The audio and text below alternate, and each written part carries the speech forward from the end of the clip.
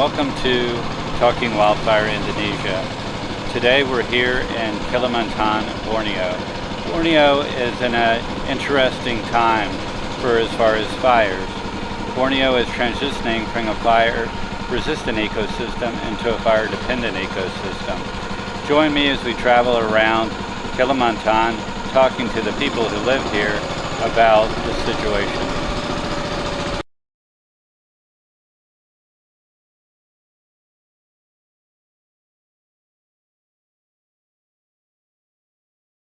Hi and welcome. Today we're talking to Abdullah. Abdullah is a local volunteer MPA fire team crew leader, and Abdullah has got an amazing story. I'd like to let you hear Abdullah's story. Welcome to Talking Wildfire. This is Abdullah. Regu Pengendali Kebakaran Masyarakat Peduli Api terbentuk karena adanya keinginan dari masyarakat sendiri dan juga program dari Taman Nasional Sebangau, sehingga kami masyarakat mempunyai wadah untuk saling membantu menjaga kelestarian alam hutan dari kebakaran. Kami masyarakat sekitar kawasan hutan pada dasarnya sangat tergantung dengan hutan sendiri. Dulunya kami hampir dikatakan adalah pengrusak hutan, karena kegiatan-kegiatan kami yang kami lakukan itu sangat memberikan dampak yang besar terhadap kerusakan hutan. Kami sebagai pelaku illegal logging, penebang pohon, merambah hutan, itu memberikan kerusakan yang tinggi sehingga menyebabkan hutan dan alam tidak berfungsi sebagaimana mestinya. Dari situlah penyebab tingginya terjadi kebakaran, karena alam sudah rusak sehingga kebakaran terjadi di mana-mana. Ketika terjadi kebakaran di wilayah hutan sekitar kami, kami sendiri yang pertama kali menerima dampak kebakaran tersebut. Kabut asap di mana-mana sehingga sangat mengganggu kesehatan kami, anak-anak kami, serta orang-orang tua kami. Juga jasa transportasi kami terganggu, tidak bisa melakukan aktivitas-aktivitas untuk mencari mata pencaharian kami sehari-hari. Sehingga dari sana kami berpikir, kalau seperti ini terus ke depannya berlanjut, maka kami yang akan menderita dan akan mengalami kerugian. Sehingga dengan berbagai pemikiran, kami berusaha bagaimana caranya hutan dan alam sekitar kami menjadi lestari dan memberikan dampak yang baik untuk kehidupan kami.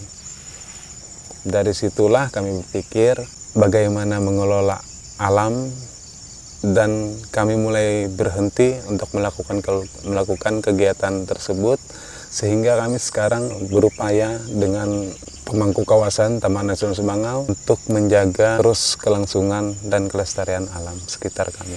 Untuk mencegah terjadinya kebakaran hutan dan lahan, kami melakukan beberapa upaya seperti memberikan rambu-rambu daerah-daerah yang rawan kebakaran, terus melakukan kegiatan-kegiatan patroli pencegahan kebakaran di saat-saat musim kemarau. Untuk mencegah itu lebih baik daripada kita ketika memadamkan sendiri, karena resikonya pun jauh lebih kecil. Kita bekerja sama dengan Taman Nasional Sebangau dalam upaya pencegahan kebakaran untuk mengantisipasi dan mengetahui terjadinya kebakaran di suatu lokasi, di suatu tempat. Kita menggunakan berbagai macam aplikasi, antaranya NOAH, juga Ipongi, yang memberikan semacam titik panas, koordinat tertentu di mana terjadi kebakaran. Ketika kita menerima koordinat itu langsung bahwa di kawasan ini terjadi kebakaran, maka kita akan melakukan tim survei ke lokasi apakah benar-benar terjadi kebakaran atau tidak. Dan andaikan ketika kita melakukan survei tersebut benar-benar terjadi kebakaran, maka kita akan mengetahui dulu berapa luasan kebakaran yang terjadi di area, bahan bakar yang ada di area kebakaran, sehingga kita bisa menetapkan berapa personel yang akan kita turunkan, berapa banyak peralatan mesin pemadam yang akan kita berangkatkan ke lokasi untuk melakukan pemadaman. Ketika api itu sudah mulai besar, kebakaran terjadi dengan hebat, maka kita akan meminta bantuan kepada Balai Taman Nasional Subangau untuk menurunkan tim lebih banyak, anggota lebih banyak, dan juga kepada BPBD, Badan Penanggulangan Bencana Daerah, untuk membantu kita melakukan waterbomb dengan pesawat, sehingga bisa mencegah dan membantu proses pemadaman itu lebih cepat. Do you care about the environment? Saya sangat peduli dengan lingkungan untuk sekarang. Jadi kehidupan kami sehari-hari berharap lingkungan kita akan menjadi lebih baik, dan yang pastinya dengan lingkungan dan hutan yang baik pasti akan memberikan kesejahteraan untuk masyarakat sekitar. I've heard it said that you're a really good fire team leader and that he really keeps his team motivated and keeps them happy. Can you tell us how you do that? Untuk sebuah organisasi memang sangat memerlukan sebuah kepemimpinan yang tegas dan bisa mengerti mengapa organisasi itu ada, tujuannya untuk apa, dan output atau akhir dari kegiatan itu seperti apa. Harus selalu memberikan dan mengetahui evaluasi apa yang sudah dilakukan dan hasil yang dilakukan itu seperti apa, sehingga kita bisa memotivasi diri kita untuk lebih baik ke depannya. Untuk kendala-kendala atau permasalahan yang ada di organisasi itu pasti akan kita bicarakan bersama kelompok organisasi, anggota-anggota organisasi, untuk menyelesaikan permasalahan tersebut, sehingga akan menjadi sebuah pengalaman untuk kita, karena kita akan lebih baik ke depannya ketika kita menghadapi masalah dan dapat menyelesaikan masalah tersebut. Untuk memberikan motivasi kepada anggota kita selalu berupaya bahwasanya apa yang kita lakukan, walaupun sekecil apapun, yang pastinya akan berguna buat diri kita sendiri ataupun untuk orang lain. Dan jangan pernah merasa berputus asa apabila apa yang kita lakukan itu tidak dianggap dengan baik oleh orang lain, tetapi dalam pemikiran kita bahwa apa yang kita lakukan itu adalah bagus. Sehingga kepada teman-teman biasanya saya mengatakan, awal mula kita membentuk kelompok masyarakat peduli api ini seperti apa, tujuan kita dulu seperti apa, kita mempunyai keinginan seperti apa. Karena dengan tujuan dan keinginan yang kita miliki dan kita mengingat itu semua, maka akan memberi motivasi sendiri kepada diri kita. Kita bertujuan membentuk kelompok masyarakat peduli api untuk mencegah terjadinya kebakaran hutan dan lahan, sehingga kita terhindar dari dampak kebakaran seperti asap dan lain-lain. Kesehatan kita akan terganggu karena asap. Itu tujuan kita membentuk kelompok, serta hasil yang kita dapatkan dari sana, kita akan melihat hutan akan terjaga dan sangat bagus kelihatannya, lestari, sehingga kita bisa mendapatkan hasil dari situ. Alam akan memberikan yang terbaik untuk kita. Can you share an experience with us from when this area burned? Kawasan Taman Nasional Subangau ini, di daerah hutan ini, kebakaran hampir terjadi di setiap tahun saat musim kemarau. Kebakaran besar terjadi pada waktu itu di tahun 2004, 2005, 2007, 2009, 2013, 2015, 2019 adalah yang terakhir kebakaran di sini. Itu pun karena sampai sekarang tidak terjadi kebakaran karena musimnya selalu banjir dan air dalam. Ketika terjadi musim air yang sangat surut, maka akan mudah terjadi kebakaran. Juga ada pengalaman-pengalaman kita yang sangat memberi kesan dan juga sedih, serta membuat kita menjadi lebih kuat. Salah satunya ketika kita melakukan pemadaman kebakaran di daerah hutan karena lokasi dan keadaan alam yang sangat tidak mendukung.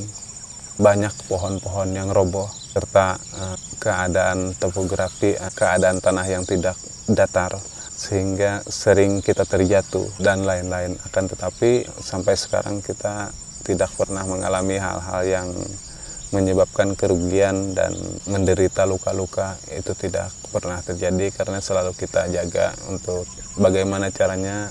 Yang paling utama adalah keselamatan kami ketika kami melakukan pemadaman. Kita beberapa kali terkepung juga dengan terjadinya kebakaran besar karena kondisi dan arah angin untuk di wilayah terbuka seperti ini itu tidak stabil. Kadang-kadang angin bisa datang dari kiri, dari kanan, bisa berpindah dari belakang kita lagi, sehingga perputaran api itu tidak bisa kita jadikan patokan ketika kita harus menghadapi belakang api ataupun kepala api. Kita tinggal berupaya semaksimal mungkin bagaimana cara kita untuk tetap selamat ketika melakukan pemadaman. Can you tell us a time when you were scared or when you felt fear because of the fire? Kami semua anggota masyarakat peduli api yang ada tidak pernah takut dengan terjadinya kebakaran. Bahkan ketika kita melihat terjadi kebakaran, kita sangat besar memiliki semangat bagaimana caranya semaksimal mungkin kebakaran itu supaya cepat padam tanpa harus mengambil risiko yang tinggi dengan keselamatan anggota dan lain-lain. Yang kami takutkan adalah ketika kebakaran itu tidak bisa terkontrol lagi. Karena sering terjadi api loncat. Di lokasi daerah ini terjadi kebakaran. Kita berada di posisi di sini, akan tetapi kebakaran api yang di sini bisa meloncat menuju di arah belakang kita. Terjadi kebakaran di sini, kita di tengah sini posisi, sehingga kita bisa terkepung oleh api. Dan upaya yang paling sering kita lakukan bagaimana menghindar dari kepungan api di depan atau di belakang kita. Kita membuka jalur utama untuk keselamatan. Ketika kita sudah terkepung, kita harus memiliki jalur untuk bisa memberikan jalan bagi teman-teman yang lain sehingga kita bisa terhindar dari kepungan api tersebut, kita bisa menyelamatkan diri. Okay. I've heard it said that you've won a major award here in Indonesia for firefighting. Can you tell us about that award and why you won it? Di tahun 2016 kita mendengar bahwasanya ada pemerintah dari presiden kita menyelenggarakan program Wana Lestari tingkat nasional. Masyarakat peduli api dibentuk di tahun 2008, 7 Agustus 2008. Dan kita telah melakukan kegiatan-kegiatan berbagai-bagai upaya untuk bersama-sama dengan Taman Nasional untuk menjaga kelestarian hutan, pemadaman, penanggulangan, pencegahan, dan lain-lain. Bahkan kita melakukan kegiatan seperti penanaman setelah terjadi kebakaran. Balai Taman Nasional Sepangau memberikan apresiasi untuk kita. Bagaimana kalau kamu mengikuti lomba Wana Lestari yang diadakan oleh Presiden dan Kementerian Lingkungan Hidup. Waktu itu kami menerima untuk mencoba sampai di mana kemampuan kami serta basic kami dengan organisasi-organisasi kebakaran lainnya di wilayah-wilayah lain. Seleksi terjadi begitu ketat. Di tingkat kecamatan, pertama kali seleksi kita menang. Terus seleksi lagi lebih tinggi ke tingkat kabupaten. Tingkat kabupaten dihadiri sekitar 60-an orang, kita menang lagi tingkat kabupaten. Terus diadakan lagi seleksi tingkat provinsi untuk mencari perwakilan salah satu dari provinsi tersebut. Kita dari Kalimantan Tengah untuk mewakili Kalimantan Tengah. Jadi seleksi di tingkat provinsi kita menang kembali dan akhirnya seleksi tingkat nasional dari seluruh provinsi di Indonesia diambil 3 besar. Dari seluruh provinsi kita seleksi dan kita menang lagi. Akhirnya waktu itu kita diberikan apresiasi oleh Kementerian Lingkungan Hidup dan Bapak Presiden untuk hadir di Jakarta dan bertemu wawancara langsung dengan Bapak Presiden, menghadiri upacara kemerdekaan 17 Agustus di Istana Negara dan diundang bersama-sama beliau di sana. Kita menang di tahun 2016 untuk tingkat nasional Warna Lestari. Are you proud of your award and why are you proud of it? Saya sangat bangga apa yang kita peroleh. Kenapa kami merasa bangga akan itu? Karena akhirnya kami bisa memberikan yang terbaik untuk kelompok kami, organisasi kami. Bahwa apa yang sudah kita dapat, apa yang sudah kita miliki, apa yang sudah kita lakukan, akhirnya akan berbuah yang bagus. Salah satunya dari segi pengalaman dan lain-lain, kami tidak kalah dengan organisasi-organisasi lain di luar daerah. Dan kami bisa bersaing. Dan kebanggaan itu pula tidak membuat kami sangat menjadi tinggi hati atau berhenti berupaya. Tidak. Itu salah satu motivasi yang kami dapatkan. Karena kelompok kami yang sekecil ini bisa memberikan yang terbaik untuk alam dan lingkungan. Itu sudah sangat kami harapkan ke depannya. Ketika terjadi kebakaran yang sangat besar dan kadang-kadang karena arah angin itu berubah dengan cepat. Yang pertama kali kita membelakangi api, tapi api itu berbalik menghadap kita. Dan saat itu udara panas akan menghantam ke kita karena angin itu begitu kuat menerjang sehingga oksigen itu akan habis ketika kita sudah terkepung oleh api seperti itu. Untuk mensiasati dan mencegah kita sampai kehabisan oksigen ketika terjadi kebakaran itu, kita gunakan semprotan air atau jet nozzle membuka oksigen di udara dengan cara melakukan tembakan spray ke udara untuk beberapa saat.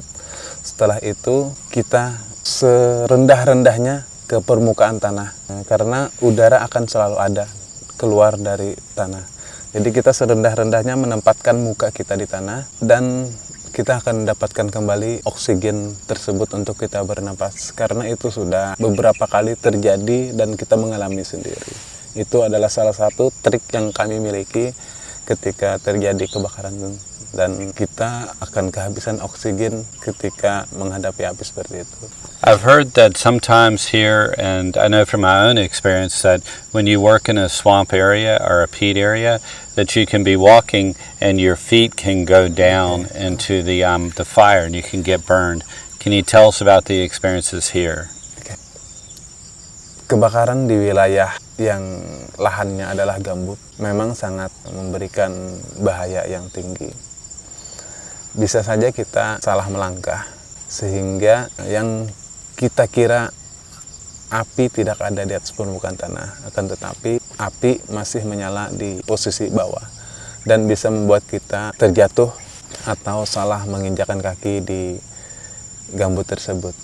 Jadi selama melakukan kegiatan pemadaman, kami selalu dilengkapi dengan safety, keamanan standar untuk menghindari tersebut. Juga dari pengalaman yang kami miliki, jalur-jalur yang akan kita lalui ketika melakukan pemadaman itu sudah memang benar-benar sudah bersih. Jadi kami tidak pernah mau mengambil risiko ketika jalur itu masih mengeluarkan asap dari tanah untuk kami lalui. Kami tidak akan pernah mengambil risiko seperti itu. Jadi jalur yang akan kita lalui itu benar-benar sudah memang kita padamkan benar-benar. Sehingga ketika kita membentang selang itu akan aman, selang tidak akan terbakar. Juga ketika kita mengumpulkan itu akan lebih enak karena jalur benar-benar sudah kita padamkan. I've heard it said that after the fires come through that the MPA will help replant the area, and can you tell us a bit about that? Setelah terjadi kebakaran dan kita padamkan, kita akan melakukan digitasi area, mengukur area kebakaran tersebut, berapa luasan terjadi kebakaran, sehingga kita akan memiliki data dari waktu ke waktu apakah luasan kebakaran dari tahun ini lebih besar dari tahun kemarin. Dengan data-data itu kita bisa membandingkan permasalahan seperti apa yang kita hadapi sehingga memberikan dampak seperti itu. Jadi setelah terjadi kebakaran dengan luasan yang kita ketahui, kita berupaya bagaimana cara memberikan kembali kehidupan di lokasi yang setelah terbakar. Caranya yaitu dengan melakukan reboisasi atau penanaman di area tersebut. Dan itu juga ada program dari Taman Nasional Subangau serta lembaga-lembaga LSM lainnya yang memiliki program seperti itu, dan kita sama-sama untuk melakukan reboisasi penanaman di daerah tersebut dengan bagaimana caranya apa yang kita tanam dan kita lakukan itu kedepannya akan tumbuh dengan baik. Jadi sistem pengelolaannya adalah dengan tanam tumbuh. Tanam tumbuh itu salah satu program yang diadopsi dari wilayah lain, yang mana satu kelompok masyarakat akan diberikan 10 atau 20 hektar. Mereka akan menanam areal tersebut dan setelah 3 tahun mereka akan menerima upah dari upaya mereka menanam tersebut. Setelah dilakukan pengecekan apakah yang kelompok mereka tanam itu hidup semua atau tidak, itu berdasarkan jumlah presentasi. Makin banyak pohon yang mereka tanam itu tumbuh, makin banyak harga dan upah yang akan mereka terima. Sehingga dengan program seperti itu akan memberi semangat dan tanggung jawab kepada kelompok tersebut untuk menjaga dan memelihara bagaimana caranya lahan yang tadinya mereka tanami itu untuk bisa tumbuh dengan baik tanpa ada kerusakan dan lain-lain. Dan ketika tanaman yang mereka tanam itu mati, mereka akan cepat mengganti dengan tanaman yang baru. Jadi sekitar 3 tahun ke atas mereka akan terus mendapatkan hasil dari upah tersebut. Itu sangat bagus daripada ketika kita melakukan kegiatan reboisasi, kita berikan upah kepada masyarakat untuk membersihkan lokasi, terus menanam, dan akhirnya ditinggalkan. Tidak ada penyulaman, tidak ada pengendalian, dan lain-lain. Dengan adanya program seperti itu, maka kualitas dan presentasi tumbuhnya akan sangat tinggi, lebih baik. If you had a message that you would like to tell the people of Indonesia or the firefighters around the world and people, what would you say?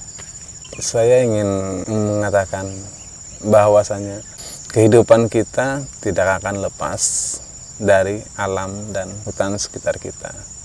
Apabila hutan dan alam kita rusak, maka kita tidak akan pernah mengalami yang namanya hidup dengan nyaman.